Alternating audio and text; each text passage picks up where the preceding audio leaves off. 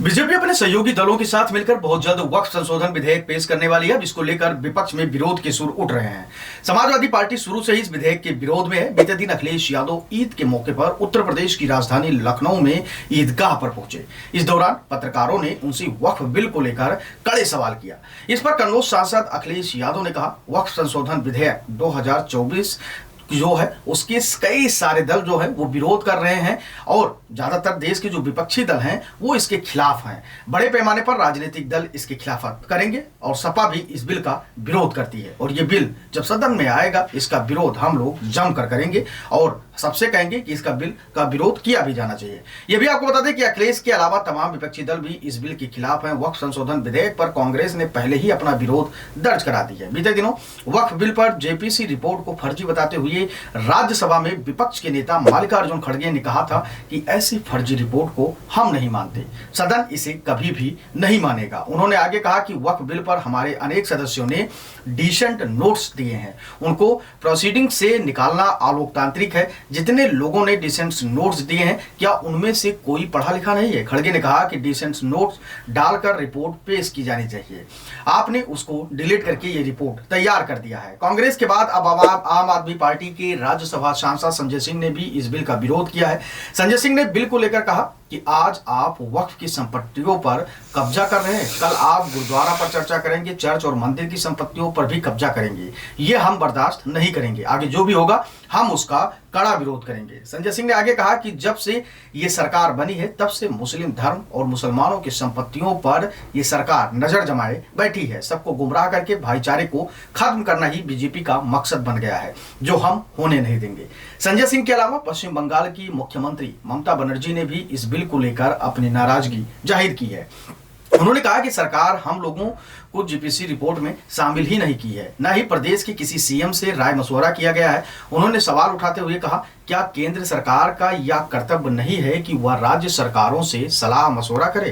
केंद्र ने राज्य सरकारों से इस बात को की चर्चा क्यों नहीं की कि हम जेपीसी रिपोर्ट तैयार किए हैं? हमने इसे अखबार के विज्ञापन में देखा और अपने सवाल भेजे। ममता ने आगे कहा कि इतिहास को भुलाया नहीं जा सकता, कई हिंदुओं ने वक्फ बोर्ड में संपत्तियों को अपने दान दिया था। आज भी तमाम हिंदू मुसलमानों के हितों की रक्षा करेंगे।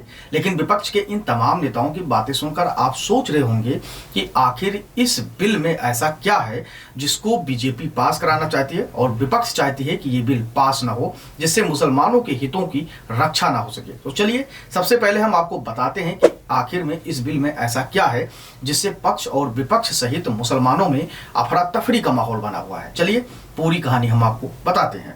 वक्फ का मतलब होता है अल्लाह के नाम, यानी ऐसी जमीनें जो किसी व्यक्ति या संस्था के नाम नहीं है, उसे ये वक्फ बोर्ड अपने अधीन कर लेता है। इसके 1947 के बंटवारे में जो मुसलमान पाकिस्तान चले गए थे उनकी जमीनें यहाँ खाली पड़ी रह गई थी, उसको पाकिस्तान से आए किसी हिंदू को न देकर वक्फ अपने अधीन कर लिया था और अभी भी तमाम जमीनों को वक्फ अपने अधीन कर लेता है। इसके अलावा वक्फ बोर्ड देश भर में जहां भी कब्रिस्तान की घेराबंदी करवाता है उसके आसपास की जमीन को भी अपनी संपत्ति करार दे देता है। इन मजारों के आसपास की जमीनों पर वक्फ बोर्ड का कब्जा हो जाता है, क्योंकि 1995 का वक्फ एक्ट कहता है कि अगर वक्फ का लगता है कि कोई जमीन वक्फ की संपत्ति है तो यह साबित करने की जिम्मेदारी उसकी वक्फ की नहीं है, बल्कि जमीन के असली मालिक की होती है कि वो बताए कि कैसे उसकी जमीन वक्फ की नहीं है। 1995 का कानून यह जरूर कहता है कि किसी निजी संपत्ति पर वक्फ बोर्ड अपना दावा नहीं कर सकता, लेकिन यह तय कैसे होगा कि संपत्ति निजी है या नहीं? अगर वक्फ बोर्ड को सिर्फ लगता है कि कोई संपत्ति वक्फ की है तो उसे कोई दस्तावेज या सबूत पेश करना जरूरी नहीं होता है। सारे कागज और सबूत उसे देने हैं जो अब तक उस जमीन का दावेदार रहा है। कौन नहीं जानता कि कोई परिवारों के पास जमीन का पुख्ता कागज नहीं होता। वक्फ बोर्ड इसी का फायदा उठाता है क्योंकि उसे कब्जा जमाने के लिए किसी भी कागज की आवश्यकता नहीं होती है।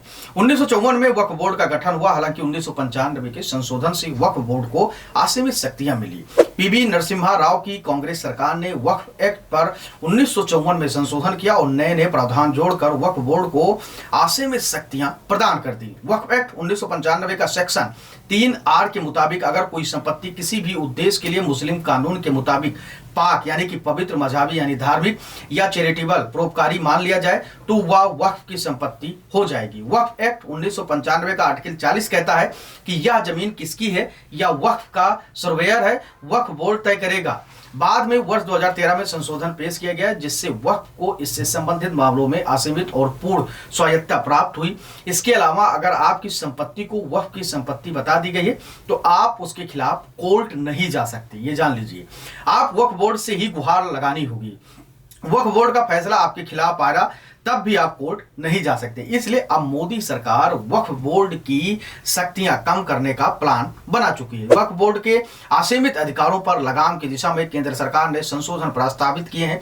इनमें वक्फ संपत्तियों का अनिवार्य वेरिफिकेशन शामिल है। इससे संपत्तियों के दुरुपयोग पर रोक लगाने की कोशिश होगी। देश भर में 8.7 लाख से अधिक संपत्तियां कुल मिलाकर लगभग 9.4 लाख एकड़ वक्फ बोर्ड के अधिकार क्षेत्र में है। इस वक्त प्रस्तावित संशोधनों के तहत वक्फ बोर्ड के दावों का अनिवार्य रूप से वेरिफिकेशन किया जाएगा।